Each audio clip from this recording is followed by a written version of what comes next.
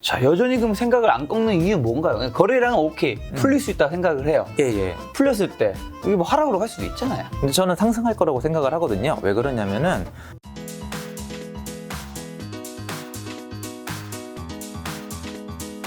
여름 공자님 요즘에 가끔 제가 그 채널 들어가서 영상 보면 네.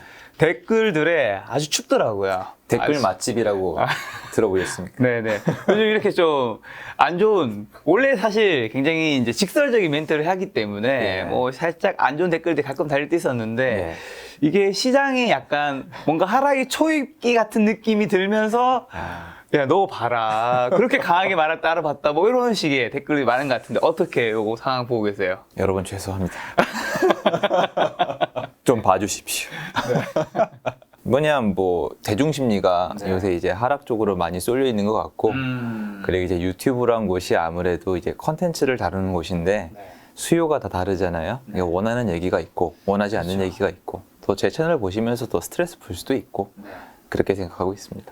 그럼 시장 얘기해 주셔서 시장 얘기부터 살짝 먼저 들어가면 최근에 일단 수도권 시장 분위기 좀 어떤 것 같으세요? 안 좋습니다. 안 좋나요? 네, 안 좋습니다. 어떻게 안 좋다는 거죠? 경직되어 있습니다. 경직되어 일단 있다. 거래량이 너무 없습니다. 네네. 일단 거래량이 없다는 것 자체가 네. 시장이 안 돌아간다는 거죠. 그죠. 그렇죠. 그러니까 시장이 어떠냐고 물어보시면은 안 좋다고 얘기하는 게 제일 좋은 표현이에요. 시장이 경직되어 있다. 자, 그럼 여기서 두 가지 드는 의문은 네. 하반기에는 네. 사실 이게 이제 윤석열 대통령이 취임하고 나면 거래량이 풀릴 것이다라는 얘기들이 이제 좀 어느 공장님 했다기보다 이제 다른 많은 분들이 얘기가 좀 나왔었잖아요. 네. 근데 사실 그만큼 안 풀렸잖아요, 지금. 저는 어느 분이 되나 똑같다고 했죠.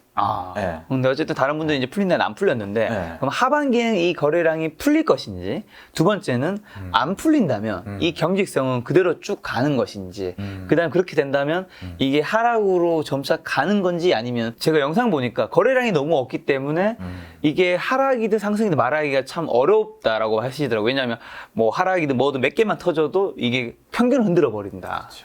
일단은 거래량이 없고 일단 많이들 궁금해하시는 게 거래량이 이대로 유지가 될 수 있느냐? 저는 그렇죠. 없다고 봐요. 거래량 유지되지 네, 않는다. 없다라고 제가 말씀드리는 근거는 과거 통계. 네네. 네, 그래도 부동산이라는 게 필수잖아요. 그렇죠. 그러니까 주식이나 비트코인은 해도 그만, 안 해도 그만이지만 부동산은 하긴 해야 되거든요. 맞아요. 그래서 부동산은 수요와 공급을 매매만 보는 게 아니라 이제 전세, 월세까지 다 봐야 되잖아요. 그렇죠. 근데 이제 거래량이 없다는 걸 일단 매매를 지금 선택을 안 하고 있거나 아니면 계약을 안 하고 있거나 아니면 다른 형태로 어떻게든 주거를 이제 유지하고 있다는 건데 이게 유지가 되는데 한도가 있을 거 아니에요. 과거 역사를 봤을 때 사람들이 그래도 집을 좀 사고 팔아야 될 거 아니에요. 그러니까 지금 거래량은 유지가 어렵다는 거예요. 지금 거래량이 어느 정도냐면 그러니까 IMF 그때급이에요 지금. 정말 이제 역대적으로 거래량이 이렇게 없는 적은 없어요. 그래서 지금보다는 살아날 거라고 생각을 하는데 제 채널에서 제가 시장 타이밍까지 맞추려고 좀 욕심을 냈었거든요. 네네. 2번 틀렸어요. 네. 그러니까 작년 11월 그리고 올해 1월에 거래 저점을 찍고 다시 상승할 거라고 말씀을 드렸는데 진짜 지금 시장은 처음 겪거든요. 좀 힘든 것 같아요, 맞추는 게. 근데 거래량 저점은 2월이었어요. 그러니까 815건 정도 됐어요. 근데 저는 처음 보는 거래량이었고 그 이후- 거래량은 서울 아니면 수도권인가요? 서울만. 서울만. 아니, 수도권이 그 정도면은 진짜 이거는 이게 뭐지라는 생각이 들 것 같고 네네. 서울 기준이고요. 그리고 이제 뒤로 갈수록 조금씩 늘어나고 있긴 한데 여전히 거래량이 적죠. 왜냐하면 서울 기준으로 그래도 이제 기간마다 다르겠지만 평균 내면 한 6, 7천? 그러니까 5천 건 이상은 됐거든요. 근데 지금은 1,000건에서 2,000건 사이니까 4분의 1 토막, 5분의 1 토막이 났단 말이에요. 네. 그래서 틀렸으면 제가 말씀드린 대로 반성을 하고 이유를 말씀을 드려야 될 거 아니에요. 그래서 저 이제 라이브 할 때 멤버십에서 사과를 드리고 왜 틀렸는지 이제 되게 분석을 해서 말씀을 드려봤어요. 제가 봤을 때 거래량이 주는 거는 좀 세분화시켜 봤거든요. 네. 집을 누가 사는가를 좀 생각을 해봤어요. 그럼 일단 무주택자. 그렇죠. 그러니까 새로 신규 진입하는 분들이 집을 사야 되고 그리고 옮겨 타기 그리고 투자하시는 분들. 네. 이렇게 세 종류로 나눴어요. 좀 굵직하게 이해하시기 편하게. 그렇죠. 그럼 이 세 부류가 집을 사야 된단 말이에요. 근데 일단 첫 번째로 신규 진입자들. 이분들은 일단 지금 합가되어 있거나 외부에 계시거나 그러니까 이혼하시는 분들은 아직 합쳐져 있거나 이러잖아요. 그러니까 전세나 월세로 살고 있거나 이분들이 나와야 되는데 일단 갱신권 있죠. 갱신권 사용 비율이 70%가 넘었어요. 그러니까 10집 중에 7집은 안 나왔기 때문에 거래량이 일단 줄어드는 건 기본적으로 무조건이에요. 그럼 이제 갱신권 썼죠. 또 나머지 분들이 나오려고 하니까 대출이 안 나오잖아요. 그러니까 또 뒤로 밀어요. 그 분위기도 공포성이잖아요. 그러니까 또 뒤로 밀어요. 그래서 계속 이분들이 매매를 하지 않고 어디로 갔냐면 월세 시장으로 많이 갔어요. 그럼 신규 진입자들이 없으면 또 무슨 문제가 생기냐? 이분들이 집을 사줘야 이거를 팔고 위로 올라가거든요. 그럼 갈아타기도 여기서 막히는 거예요. 그 와중에 또 지금은 풀렸지만 일시적 1가구 2주택이 1년 이내에 팔아야 된다는 이제 조항이 걸려 있었는데 이게 팔고 싶다고 팔리나요? 집이란 게 안 그렇잖아요. 그러니까 못 파니까 못 사요. 그러니까 신규 진입도 안 되고 옮겨 타기도 안 되고 또 누가 있어요? 다주택자, 투자자들이 있는데 2020년도 이후로 다주택자는 취득세가 12.4%거든요. 이거 정말 돌파하기 어려워요. 12.4% 내서 산 다음에 종부세 때려 맞고 양도세 80% 넘게 내면은 말 그대로 진짜 그냥 나라에 봉사하는 거거든요. 또 봉사하고 욕먹잖아요. 그거 없잖아요. 신규 진입도 안 되고 옮겨 타기도 안 되고 투자자도 못 들어가니까 이 거래량이 없는 거예요. 그런데 저는 여기 안에 누구를 기대한 거냐면은 다주택자는 뺐어요, 어차피. 그리고 갱신권이 있는 것도 알았지만 사람들은 집이 필요하잖아요. 그렇죠. 전세 월세로 버티다가 매매로 돌아서는 사람이 그래도 좀 나올 줄 알았어요. 그러면서 반등이 일어날 줄 알았어요. 학교 수요도 있고 어쨌건 작년에 결혼을 많이 못했으면 코로나 때문에 올해 좀 할 테니까 이 생각을 했는데 사람들의 공포 심리는 제가 생각했던 것보다 큰 것 같아요. 그래서 제가 느낀 교훈은 뭐냐? 수요는 맞추려고 하지 말자. 네. 못 맞추겠다입니다. 네. 그래서 이렇게 돼서 경직이 돼 있었고 하반기로 갈수록 살아나긴 할 건데 과거처럼 회복은 어렵다고 봐요. 네. 과거처럼 회복이 어려운 이유는 일단 갱신권 사용 이후로 시장이 개편이 된 건 맞아요. 없던 게 생긴 거잖아요. 갱신권이란 게 원래 존재하지 않았다가 이제 쓸 수가 있는 거니까 집을 안 사도 돼요. 그러니까 안 나와도 돼요. 10집 중에 7집은 안 나와도 된단 말이에요. 그러면 당연히 절대적 거래 건수는 줄어들겠죠. 그리고 여태까지 이미 사신 분들도 많이 있을 거고 여전히 취득세가 강하기 때문에 신규 다주택자 진입이 어려우니까 거래 건수가 예전처럼 막 5천 건 이상 넘어가는 건 어렵겠지만 문제는 지난 10월 달부터 지금까지 시장을 지켜봤을 때 이거예요. 여기서 정말 얘기가 많이 나뉘어요. 제가 요새 가능하면 이런 얘기를 어디 가서 잘 안 하는 이유가 뭐냐면 KB가 있고 그렇죠. 예, 부동산원이 있죠. 부동산원이 있고 네. 또 114도 있고 네. 어쨌건 뭐 많이 있어요. 네. 근데 부동산원이랑 KB랑 지금 방향이 달라요. KB, 그러니까 국민은행을 기준으로 하면은 시장은 작년 10월 달 이후로 지금까지 하락하지 않았어요. 오히려 올해 1월 달까지 상승했어요. 그리고 지금도 하락하지 않았어요. 평균을 내는 거야. 그러니까 시청자 여러분, 이 본인의 집이 떨어지셨어도 저는 평균을 내는 거예요. 그러니까 우리 애 성적이 떨어졌어도 우리 애 반의 평균은 올라갈 수 있잖아요. 그렇죠. 그거 말씀을 드리는 거예요. 저희는 이제 이 영상이다 보니까. 근데 한국 부동산원은 마이너스란 말이에요. 네. 그런데 어디 가도 솔직히 얘기하면 공신력이 있고 힘이 세느냐? 전 이거는 항상 인정을 해요. 부동산원이 더 세요. 왜냐? 한국 부동산원은 공공기관이에요. KB는 예전에 이게 주택은행을 좀 가져온 거긴 하지만 솔직히 이게 공공기관이라고 보기는 좀 어렵죠. 그리고 아시겠지만 OECD 통계 나가는 통계청에서 나가잖아요. 네. 통계청도 공공기관이잖아요. 통계청이 한국 부동산원 자료를 받아서 통계청에서 만들어가지고 해외로 발송을 해요. 그럼 한국을 대표하는 통계기관은 어디냐? 네. 한국 부동산원이에요. 거기서는 어쨌든 아주 약간이라도 하락이다. 하락하고 있어요. 지금도. 네. 그래서 그러니까 감정원의 이제 지금 후신이잖아요. 그러니까 저는 한국 부동산원을 제가 틀렸다, 엉터리다는 얘기를 못 하겠는 거예요. 어디 가서. 근데 제가 현장에서 느끼는 건 KB랑 가깝거든요. 그 하락을 잘 안 해요. 하락을 한 지역도 있고 네. 하락을 안 한 지역도 있겠지만 평균을 냈을 때 KB 기준으로는 지금 이제 하락을 안 했단 말이에요. 근데 한국 부동산원은 크진 않지만 하락을 하고 있단 말이에요. 그렇죠. 그럼 제가 지금 시장이 어떻다고 얘기를 하면은 의견이 갈려요. 그렇죠. 그렇죠. 왜냐면 야 우리 아파트는 떨어졌어, 니네 아파트는 안 떨어졌어, 이런 식으로 따지가 보면은 되게 혼란스럽단 말이에요. 그렇죠. 그렇죠. 근데 제가 이 안에 이 얘기를 왜 어려워하냐면 이 얘기를 꺼내면 제가 꺼낼 수밖에 없는 이야기가 있어요. 뭔데요? 거래 건수가 없잖아요, 작가님. 그렇죠. 거래 건수가 없죠. 거래 건수가 없으면은 어떤 현상이 일어나냐면, 자, 학교가 있는데 애들의 개별 활동이 있다고 쳐요. 애 하나하나가 튀는 정도가 있을 거 아니에요. 근데 정규 학생이 1000명이에요. 그럼 애들 하나하나가 좀 튀어 보일까요? 근데 이걸 듣기 전에 학교 전체 학생이 100명밖에 안 돼요. 그런데 애들 한 명 한 명이 튀어 보일까요? 상대적으로 어느 쪽이 더 튀어 보이겠어요? 애들이 1000명인 학교는 애들 하나하나가 다 잘 안 보여요. 그렇죠. 그렇죠. 그런데 애들이 100명밖에 없으면 하나하나 다 보이고 10명밖에 없으면 아예 다 보이고 보이죠. 한 명밖에 없으면 걔밖에 못 봐요. 네.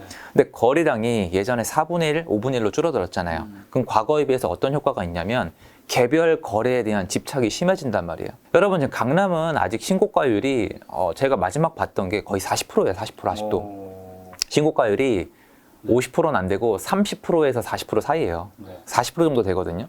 근데 저번에 예전에 말씀드렸잖아요. 신고가율에 대해서. 신고가가 원래 이렇게 많이 나오면 안 돼요. 근데 제가 이제 강남 얘기만 하면은 문제가 되는데 이런 거예요.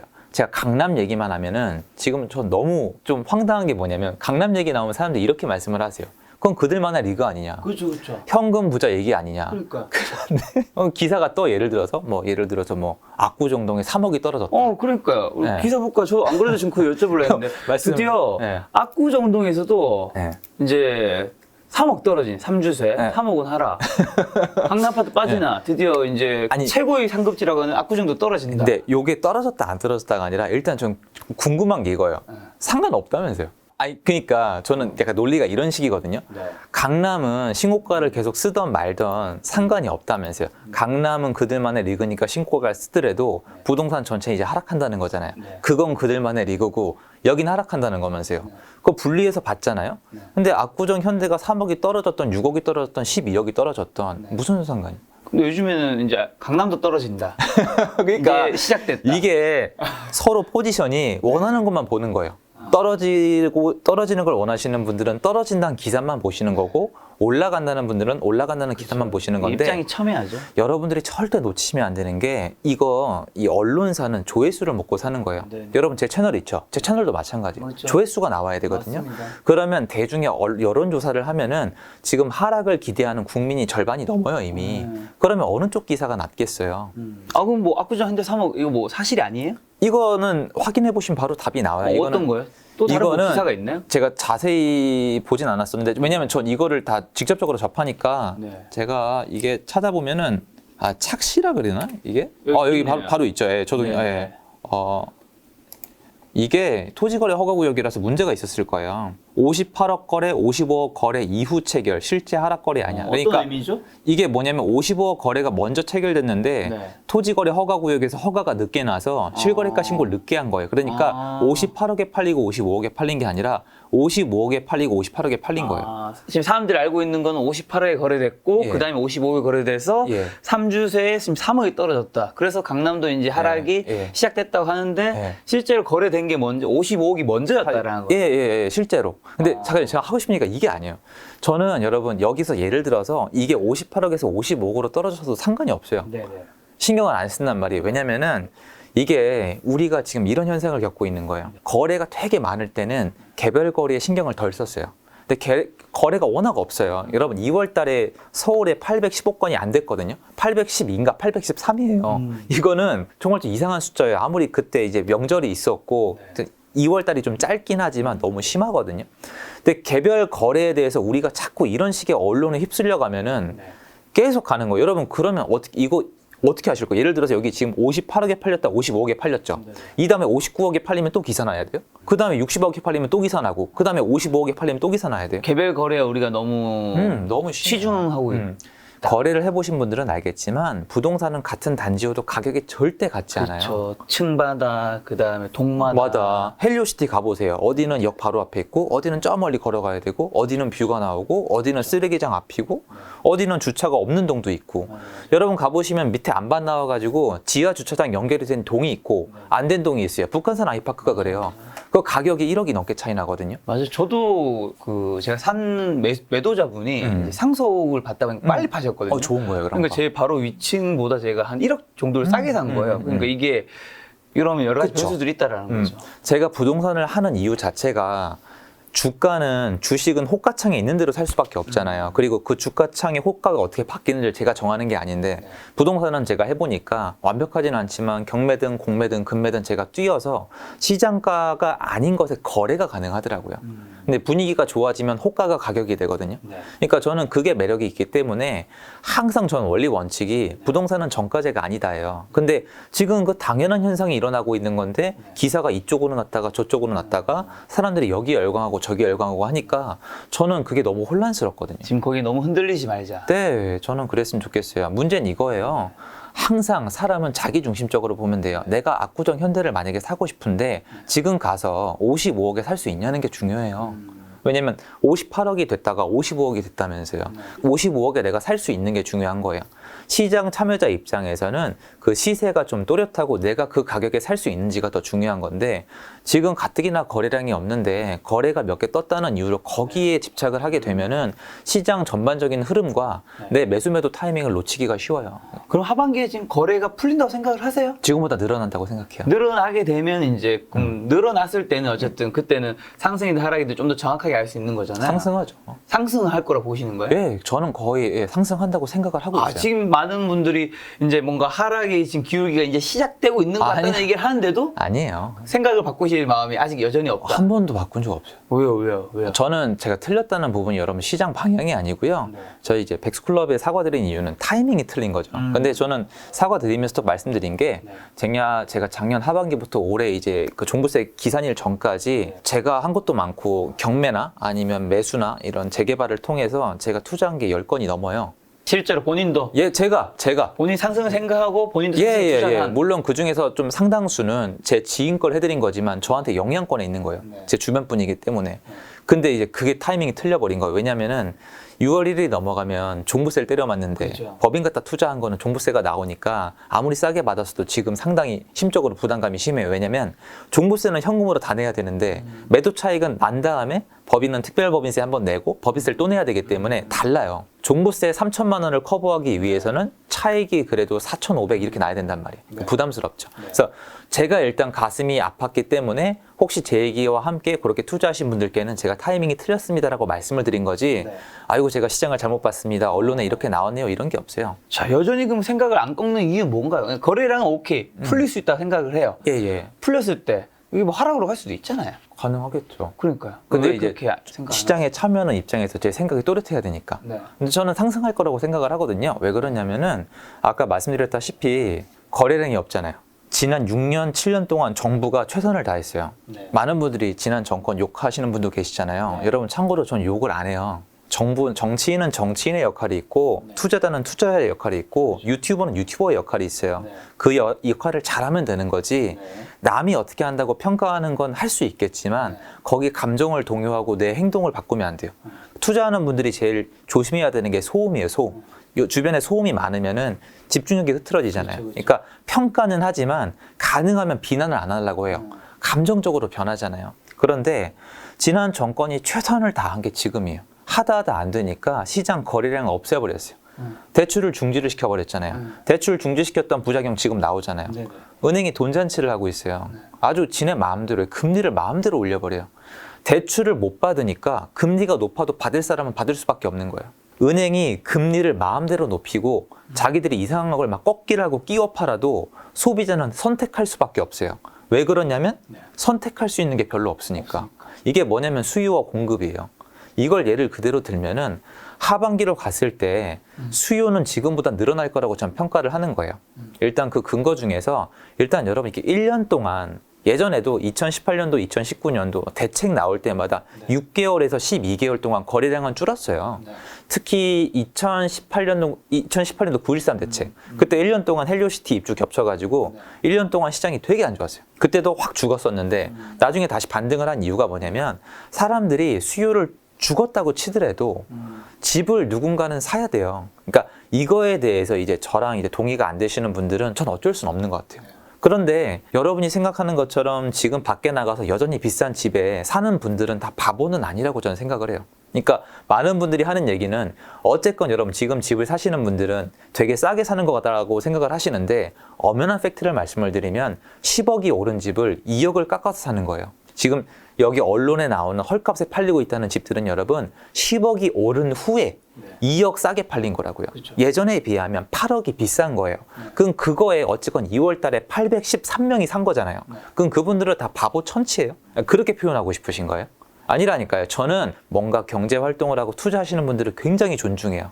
얼마나 고민을 많이 하겠어요. 그렇죠. 얼마나 무섭겠어요. 근데 그분들도 그 이유가 있단 말이에요. 근데 그분들이 하반기에 늘어날 거라고 생각하느냐? 전 예스라고 답변 드리는 거예요. 왜냐면 임대차 3법이 만료가 되고 있는데 이것도 저는 계속 똑같이 말씀을 드리는데 임대차 3법을 통한 8월 달에 전세 대란은 아니라니까요, 여러분. 전세가는 다 올랐어요. 전세가가 삼중 가격이 됐잖아요. 지금은 시장의 개별성이 강하기 때문에 한 명 한 명의 거래와 한 명 한 명의 사정이 되게 귀해요. 예를 들어서 KB 기준으로 2020년도 7월 달 말, 그러니까 2020년도 8월 달부터 갱신권이 시작된 이후로 전세가는 미친 듯이 올랐어요. 저 전세가 이렇게 오르는 거 처음 봐요. 월세가 지금처럼 오르는 거 처음 봐요. 제가 옛날에 나중에 순수자본 많이 늘려서 아파트 갖다 월세 받고 살아야겠다 농담 삼아 말씀드린 적은 있는데 요새 진지해요. 아파트 월세가 너무 비싸요. 뒤로 갈수록 없던 일이 생겨나고 있거든요. 그러면 이 갱신권이 시작이 되면은 어쨌건 가격이 2년 동안 다 올랐잖아요. 그런데 많은 분들이 착각하시는 게 올해 8월 달부터 갱신권 만료, 갱신권을 쓸 수 없는 분들이 나오면 똑같이 전세가 또 팍 튈 거라고 생각을 하세요. 그게 아니에요. 자세히 들여다보세요. 전세가 3중 가격이 있어요, 여러분. 이거는 엄연한 팩트예요. 일단 임대사업자나 아니면 갱신권을 써서 옛날 가격에, 그러니까 전세가가 폭등하기 전에 계약가로 유지하는 분, 그리고 집주인이 머리를 썼던 아니면 중간에 들어오는데 집주인의 사정 때문에 적정히 컴프로마이즈, 타협을 하신 분, 아니면은 운이 없으셨던 어쨌든 간에 최고가에 들어오신 분들이 있어요. 근데 문제가 뭐냐면 3명 중에 맨 아래에 있는 분들이 이제 갱신권을 못 써요. 그렇죠. 옛날 가격 안 되죠. 자, 이분이 갱신권을 못 쓰면 초이스가 뭐가 있어요? 이건 생각을 해야 돼요. 이분들이 국민의힘당에서 자료 요청을 해서 신문 기사에 냈는데 8월, 9월, 10월, 11월, 12월 5개월 동안에 서울에만 15,000세대가 나와야 돼요. 이건 검증이 된 거예요. 특히 10월 달부터 많아집니다. 그럼 이분들은 무슨 초이스가 있어요? 남 2개.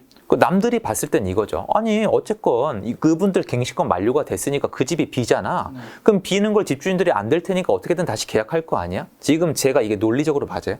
아니잖아요.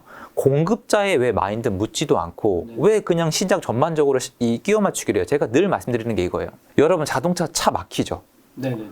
서울에 차가 막혀요. 막히죠. 막히는 시간도 있고 안 막히는 시간도 있어요. 근데 재밌는 게 뭔지 아세요? 도로도 그대로고 차 개수도 그대로예요. 근데 언제는 막히고 언제는 안 막히죠. 차가 많이 나올 때. 그래요. 차가 언제 어디에 몰리냐에 따라서 거기가 차가 막히죠. 차가 막히는 게 뭐가 중요하냐고요? 여러분 그 차가 막히는 그 시간이 경제학적으로 해석하면 돈이에요. 왜 돈이 쓸데없이 나가요? 도로 개수도 똑같고 차 개수도 똑같은데 왜 그런 현상이 일어나요?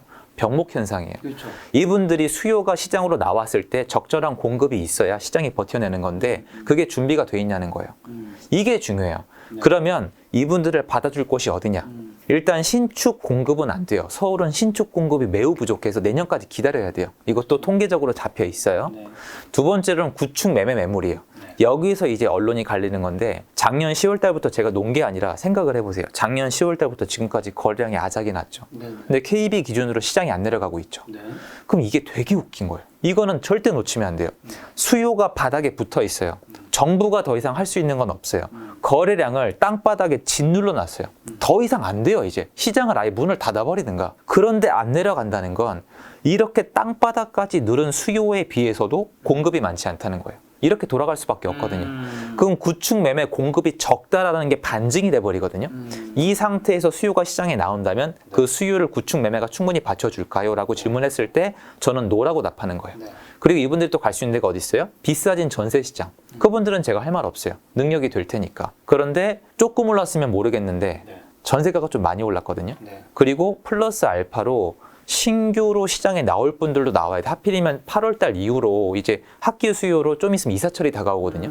8, 9, 10월 달 이럴 때. 그러니까 그것도 봐야 되고 월세 시장으로 도망가도 돼요. 요새 월세가 잘 나가거든요. 근데 월세 시장도 많이 비싸져 있거든요. 그러니까 제가 생각하는 구조는 일단 월세 시장이 받쳐줄 거예요. 전월세가 좀 비싸졌기 때문에 이게 매매로 가는 흐름도 좀 있을 수 있다는 거네요. 어느 정도는. 그렇죠. 그러니까 8월 달부터 순차적으로 나오는데 월세 시장이 받아주다가 월세 시장이 과열이 되면 비싼 전세로도 가려고 하다가 왜냐면 시장이 내려간다고 생각이 들면 매매는 절대 안 하거든요. 그렇죠. 그러다가 맨 마지막에 어쩔 수 없이 매매를 하기 시작을 할 거예요. 그런데 여기서 놓치면 안 되는 게 우리가 1년 동안에 지금 침체가 돼 있었기 때문에 기저효과라는 게 있어요. 2018년도 19년도에 나왔던 건데 시장이 내려간다고 기대했다가 다시 올라가게 되면 그것 때문에 불안 심리로 동조하는 분들이 반드시 나와요. 이분들이 바로 대기하고 있던 실수요예요. 지금 어른 공자님 말씀은 하반기에 뭐 만약에 오른다 하더라도 이렇게 오른 게 아니라 기저효과 이렇게 오를 수도 있다는 건가요? 그렇죠. 계속은 아니어도 그게 이렇게 내려가다가 예전에도 이렇게 내려가다가 이렇게가 아니라 이래가다가 이 구간이 나올 수가 있어요. 이게 위험한 거죠. 이게 계속하는 건 아니에요.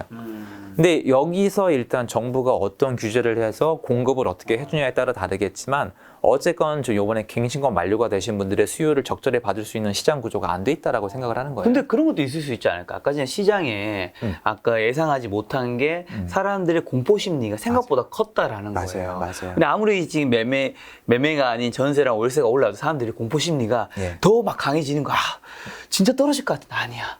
전세 월세 비싸도 지금 1년 2년 붙들고 있자. 또 이럴 수도 있잖아. 예. 그런데 말씀드렸잖아요. 그 시장에 나오는 수요는 그 심리를 가지고 버틸 수 있는 사람들이 아니에요. 그러니까 내가 갱신권이 이제 안 되잖아요. 안 되니까. 뭐든 하긴 해야 돼요. 네. 그리고 아시죠? 공포와 네. 뭐라고 해야 돼요? 그 막 사는 거 있잖아요. 막 그 패닉? 패닉? 공포와 패닉은 종이 한 장 차이예요. 네. 그 주식 시장도 마찬가지로 바닥치고 올라갔다는 얘기가 그 심리가 딱 생기는 순간 갑자기 폭발적인 구간이 나오잖아요.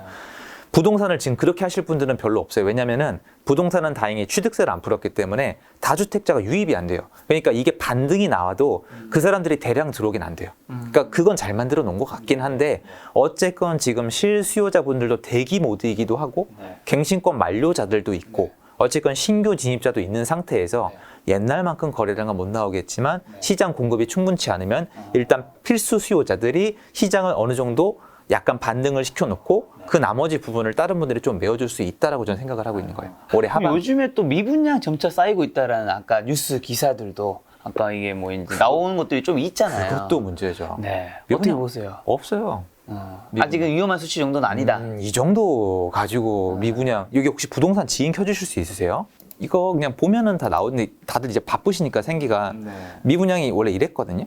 아직 뭐 갈 필요는 없는데 지금 요만큼이에요. 그러니까 이게 중요한 게 뭐냐면은 여기 요거 보라색 선 있죠. 네. 이게 일단 미분양. 그러니까 분양을 해서 분양을 시작을 했잖아요. 그러면 90일, 3달 이내에 신고를 해야 돼요. 우리가 분양이 다 됐어요, 안 됐어요를 신고를 해야 돼요. 보증기관인가 거기다가. 근데 이제 회색 이 막대기는 뭐냐면 악성 미분양, 중공업 미분양이에요. 중공업 미분양이 쌓이는 건 진짜 조심해야 돼요. 예를 들어서 이게 제가 대구시장도 몇 계속 보냐면은 대구가 옛날에 진짜 이게 어땠냐면은 되게 좀 심각했어요. 사실은 이 시장이 완전 죽었었어요. 그러니까 대구가 지금 다들 무섭다고 하시잖아요. 이게 미분양이 나고 있기는 맞는데 이 중공업 미분양을 봐야 돼요. 그러니까 옛날에 비하면 아직 한참 멀었어요, 진짜로. 그냥 멀은 정도가 아니라 어린도 없는 정도요. 경기도 보여드릴까요? 경기도 옛날에 한강 신도시 같은 거 있잖아요. 그런데 할인 분양하고 막 이사차 맞고 난리가 났었는데요. 이걸로 할까요? 보세요. 이게 지금이에요. 미분양이 여러분 기사잖아요. 미분양이 나왔어요 여러분 하면은 야, 그 대단한 시장에서 미분양이 나왔어라고 생각이 드실 수도 있겠지만 미분양은 항상 양이 중요해요. 얼마나 많이 나왔느냐. 내가 집을 팔고 싶어요. 근데 옆에 새로 지은 아파트가 비어 있어요. 그럼 누가 나한테 와요? 그런 효과인데 이런 시장도 이겨내고 상승한 게 지금의 시장이에요. 예, 그래서 미분양을 파악을 하더라도 저는 어쨌건 잘 봐야 된다고 생각을 하거든요. 제가 봤을 때는 아직 미분양이 막 그렇게 많다? 나왔다? 이렇게 보긴 어렵고 미분양 나온 것들 보면은 뭐 분양가가 비쌌거나 뭐 예를 들어서 그때 송파에 리모델링 한 거 너무 비쌌고 요번에 지금 서울의 수유 그것도 좀 비쌌다고 생각하고 평면도 별로고 다 이유가 있다라고 생각을 하거든요. 근데 아무래도 여러분 지금 침체돼 있긴 하죠. 왜냐면 이제 대출 같은 게 많이 막혀 있고 말씀드렸다시피 청약을 받는 분들은 시장 분위기에 굉장히 영향을 많이 받아요. 우리 2010년도 이후에 여러분 미분양 이렇게 많았잖아요. 근데 서울도 마찬가지인데 미분양 보면은 서울도 마찬가지인데 여기 미분양 보이시죠? 여기 어떤 것들이 껴 있었냐면 거기죠 그 레미안 대치 팰리스 미분양이었고요. 그리고 마곡지구 미분양이고 강동구에 고래힐이 있어요. 미분양이었고 마포 레미안 프루지오 미분양이었고요. 그리고 경희공자이 미분양이었어요. 말씀드렸잖아요. 이거 지금 와서 거기 너무 살고 싶어요. 막 설레요 이러지만 분위기 안 좋으면 안 받는다니까요. 그때 막 6억, 7억이 비싸서 절대 못 산다고 했던 아파트가 지금 20억이란 말이에요. 그러니까 무슨 말이냐면 지금 분위기 안 좋으니까 분양시장으로도 당연히 번지죠. 그런데 아직 여태까지 결과물을 봤을 때 우리가 미분양 때문에 힘들어요. 건설 경기가 위축이 된다고 얘기하는 건 너무 시기상조라는 거예요. 역사적으로. 혹시 미분양은 언제부터는 좀 조심해야 될까? 만약에 계속 기울기가 높아진다면. 악성 미분양이 쌓이면 그때부터는 경계를 해야 돼요. 근데 경계가 아니라 이미 느껴져요. 악성 미분양이 쌓이면은 건설사에서 홍보를 시작을 하고 분양을 하기 위해서 밀어내기를 하려고 애를 많이 쓰는데 사람들이 이제 알아요. 네. 아, 내가 굳이 옛날 걸 안 사거나 옛날 전세를 안 들어가도 신축 아파트에 굉장히 저렴하게 전세로 들어가거나 살 수가 있다는 걸 알아요. 악성 미분양이야, 말 그대로. 네. 내가 걸어 들어가서 바로 살 수 있는 거.